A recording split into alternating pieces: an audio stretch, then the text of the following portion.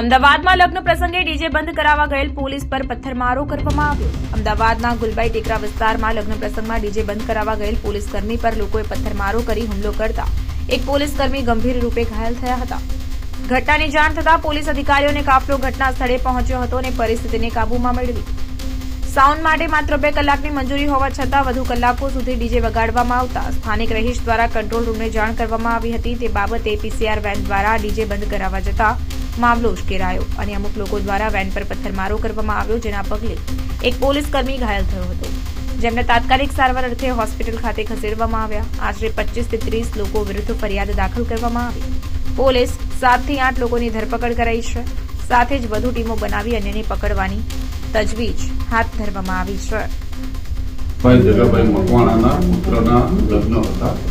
એ પ્રસંગે એમના પરિવારના સભ્યો મેહુલભાઈ ઈશ્વરભાઈ દ્વારા તેમના લગ્ન પ્રસંગે લાઉડસ્પીકર વગાડવા અંગેની પરવાનગી માટે ગુજરાત યુનિવર્સિટી પોલીસ સ્ટેશનમાં અરજી આપેલી હતી, જે અન્વયે ધીમું વગાડવાની શરતે ઓછી માત્રામાં અવાજની અને 18:30 થી 20:30 સુધી ફક્ત 2 કલાક માટે લાઉડસ્પીકર વગાડવાની પરવાનગી એમને આપવામાં આવેલી હતી।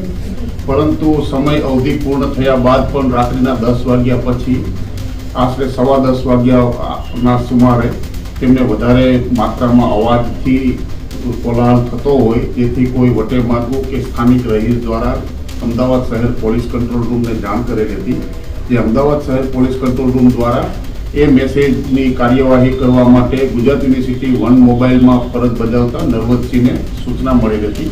જેઓ તાત્કાલિક 3 મિનિટની અંદર જે કંટ્રોલ રૂમમાં આપેલ સૂચનાવાળી જગ્યાએ પહોંચી ગયેલા હતા અને ત્યાં જે ડીજે જે છે વધારે માત્રામાં અવાજ વગાડી રહેલા હતા, જે એમને બંધ કરીને કાર્યવાહી કરવા માટેની તજવીજ કરેલ હતી। જેથી એ નારાજ થયેલા હતા। તાત્કાલિક એમને ગુજરાત યુનિવર્સિટી પોલીસ સ્ટેશને ફોન કરી અને બીજી પોલીસની મોબાઈલો બોલાવેલી હતી અને દરમિયાનમાં વધારે લોકો નારાજગી થતા અને એમની સાથે ઉગ્ર બોલાચાલી કરી અને તકરાર કરતા હોય, જેથી આજુબાજુના બીજી પોલીસની મોબાઈલો પણ મદદ માટે બોલાવેલી હતી। તાત્કાલિક આજુબાજુની મોબાઈલો અને પોલીસની કાર્યવાહી 5 મિનિટમાં બધા સર્વે જગ્યાએ પહોંચી ગયેલા અને એ જે ડીજેનો સાઉન્ડવાળો જે આઈસર ટેમ્પો હતો એમની સાથે પોલીસ કોન્સ્ટેબલને બેસાડી અને પોલીસ સ્ટેશન લઈ જઈ અને કાર્યવાહી કરવા માટેની તજવીજ કરતા હતા। એ દરમિયાનમાં અંધારામાંથી દૂરમાંથી આસપાસના લોકો એકઠા થયેલા હતા, 25 થી 30 જેટલા।